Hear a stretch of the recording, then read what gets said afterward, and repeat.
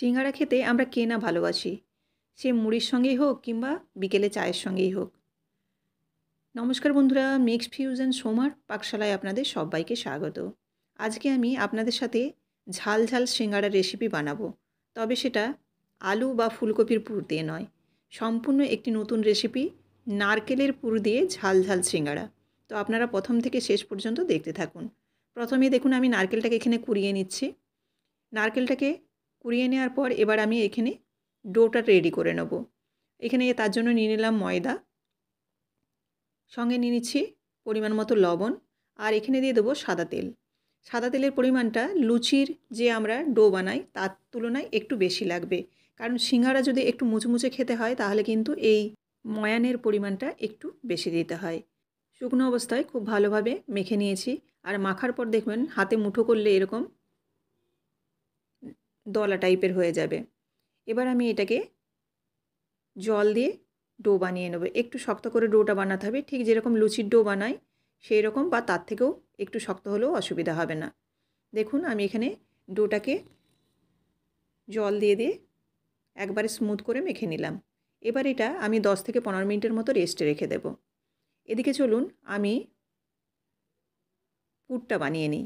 এখানে আমি আগেই বললাম যে আমি নারকেলের পুর ব্যবহার করব, তো সেখানে কিন্তু খুব একটা এই পুরটা বানানোর ঝামেলা নেই। এই জন্য আমি নিয়ে নিয়েছি দুটো পেঁয়াজ বড় সাইজের, আর দিয়ে দিচ্ছি ঝালের জন্য কাঁচা লঙ্কা।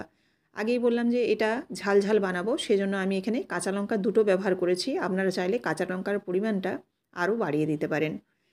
এবার দেখুন একটা গ্রেটারে আমি গ্রেট করে নিলাম। এই পেঁয়াজটা একটু ফাইন চপ করে নিতে হয়, আপনারা চাইলে ছুরি বা বটি দিয়েও করে নিতে পারেন। সেজন্য আমি এখানে গ্রেটারটা ব্যবহার করেছি, যাতে খুব ফাইন চপ হয়ে যায় এবং খুব তাড়াতাড়ি চপড হয়ে যায়। এবার দেখুন আদাটাকে গ্রেট করে নিলাম। আদাটাকে গ্রেট করে আদাটাকেও তুলে রেখে দিলাম। এবার এই বাটির মধ্যেই আমি এবারে গ্রেট করা নারকেলটা নিয়ে নিচ্ছি। নারকেলটা যে আমি কুড়ে রেখেছিলাম সেই একটা পুরো নারকেলে এখানে আমি ব্যবহার করছি। এখানে আমি টোটাল 10 পিস সিঙ্গাড়া করব, আর সিঙ্গাড়াগুলো সাইজ একটু বড় বড় হবে, সেই কারণে পুরো নারকেলটাই এখানে আমি দিয়ে দিয়েছি। একটা মাঝারি সাইজের নারকেল ছিল। তো এবার এর মধ্যে দিয়ে দিলাম গ্রেট করা আদা, কাঁচা লঙ্কা কুচিটা আর পেঁয়াজ কুচিটা। এবার একটু সাইডে দিয়ে দিচ্ছি চিনি। চিনিটা আপনারা আপনাদের পরিমাণ মতো দেবেন, তবে হালকা মিষ্টি, ঝাল এবং নোনতা এই তিনটে স্বাদেই কিন্তু লাগবে। দিয়ে দিলাম পরিমাণ মতো লবণ। আমি এই সাইডে রাখার কারণ হলো এই লবণ এবং চিনিটা দিলে নারকেলটার মধ্যে জল কেটে যেতে পারে, সেই জন্য এক সাইডে রেখে দিলাম। একটু পরে ওটাকে নাড়াচাড়া করে মেখে নেবো, আর এদিকে আমি ডোটা তখনকে রেডি করে নিচ্ছি। ডোটা যে আমি 10 মিনিট রেস্টে রেখেছিলাম সেই ডোটাকে এবার লেচি কেটে আমি বেলে নেব। এখানে যতটা সম্ভব পাতলা করে বেলতে হবে, তাহলে সিঙ্গাড়াটা বেশ খাস্তাও হবে আর খেতেও বেশ ভালো লাগবে। খুব পাতলা করে এখানে বেলে নিচ্ছি। বেলে নিয়ে আমি মাঝ বরাবর কেটে দেবো। এটা একটু ওভেল আকৃতি করেছি, আপনারা চাইলে গোলও করতে পারেন। তো আমি একটু লম্বাটে টাইপ করে বেললাম। এবার মাঝে মাঝে আমি কেটে নিচ্ছি দুভাগ করে। এইভাবে আমি প্রত্যেকটা লেচি থেকেই এরকম বেলে নেব, বেলে দুভাগ করে ভাগ করে রেখে দিচ্ছি। তারপর এদিকে যে নারকেলটা আমি চিনি এবং লবণ মিশিয়ে রেখেছিলাম সেটা এবার ভালোভাবে মেখে নেব। খুব ভালোভাবে কিন্তু মেখে নিতে হবে, কারণ চিনি এবং লবণটা যেন খুব ভালোভাবে মিশে যায়, তার সঙ্গে আদা এবং কাঁচা লঙ্কা এটাও যেন খুব ভালোভাবে মিশে যায়। খুব ভালোভাবে নেড়ে চেড়ে আমি বেশ কিছুক্ষণ ধরে মিশিয়ে নিলাম। এবার আমি এই সিঙ্গাড়াগুলোর মধ্যে পুর ভরব। সিঙ্গাড়া আমরা সবাই কম বেশি বানাতে জানি, তবুও আমি একবার আপনাদের দেখিয়ে দিচ্ছি। এই যে অংশটা ছুরির দিকে কেটেছি সেই অংশটা কিন্তু জয়েন্ট করে নিতে হবে। এরকম একটা পানখিলির মতো খিলি বানিয়ে নিতে হবে, তারপর এর ভিতরে পুর ভরে দিতে হবে। এখানে আমি পুরটা যতটা সম্ভব বেশি করেই দিচ্ছি। কথাই আছে যত বেশি গুড় তত মিষ্টি, ঠিক এখানেও তাই। যতটা বেশি আপনারা নারকেলের পুর দেবেন ততটাই খেতে কিন্তু টেস্ট হবে। এবার দেখুন সিঙ্গাড়া ঠিক যেভাবে করে আমি সেভাবেই মোটামুটি চেষ্টা করছি, আর চারদিকটা খুব ভালোভাবে চেপে চেপে মুড়ে দিলাম, যাতে পুরটা পরে ভাজার সময় বেরিয়ে না যায়।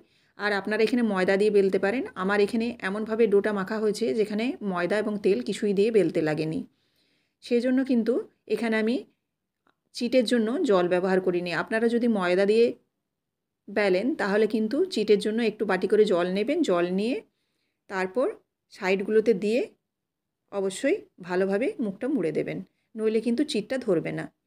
এইভাবে আমি সমস্ত সিঙ্গাড়াগুলো একই প্রসেসে বানিয়ে নিলাম।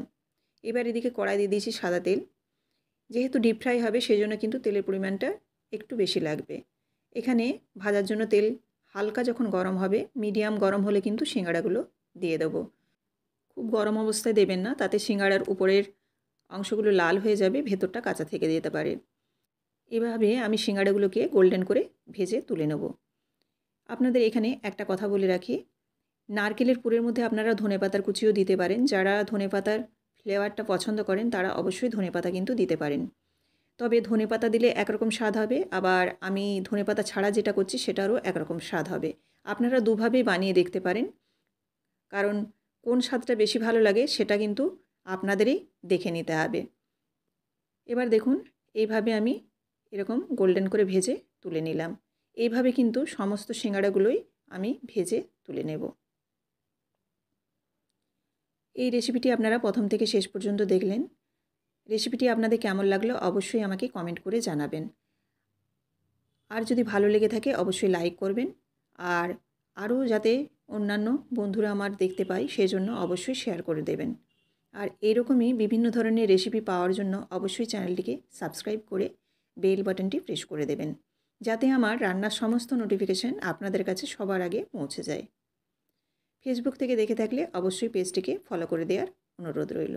দেখুন আমি সমস্ত সিঙ্গাড়াগুলো ভেজে নিয়েছি, আর একদম খাস্তা মুচমুচে হয়েছে, আর ভেতরটা কিন্তু একদম সফট নারকেলে ভরা। তো আপনারাও এভাবে অবশ্যই একবার হলেও ট্রাই করে দেখবেন। আমি ভেতরটা একটু আপনাদের ভেঙে দেখাচ্ছি কীরকম হয়েছে। ভীষণই গরম আছে, সেই অবস্থায় ভাঙছি। দেখুন, আপনাদের কাছে অনুরোধ রইল একবার হলেও এই রেসিপিটি বানিয়ে দেখবেন, অসাধারণ খেতে হয়। আবারও আপনাদের সাথে দেখা হচ্ছে নতুন কোনো একটি রেসিপির সাথে। সবাই ভালো থাকবেন। ধন্যবাদ।